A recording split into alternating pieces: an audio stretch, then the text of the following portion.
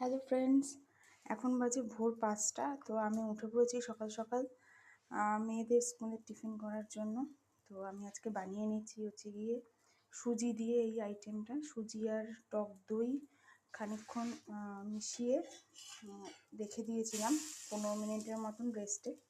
তারপরে একটুখানি পেঁয়াজ কুচি আর নুন আর সামান্য একটু মিষ্টি দিয়ে ভালো করে মেখে নিয়েছিলাম।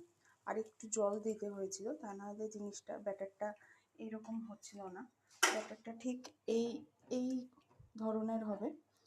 আর চাটুতে একটু তেল দিয়ে আমি এইরকম ছোটো ছোটো প্যানকেক টাইপের করে নিচ্ছি। ঠিক আছে? তো সকালবেলা উঠে এত ভোর ভোর টিফিন করে দেওয়াটা একটু চাপের ব্যাপার হয়ে যায়। তার জন্য খুব ইজি রেসিপি আমাকে ভাবতে হয় রোজই। আর এক এক দিন এক এক রকম টিফিন না দিলে খাবেও না তারা। এর জন্য আজকে এইটা।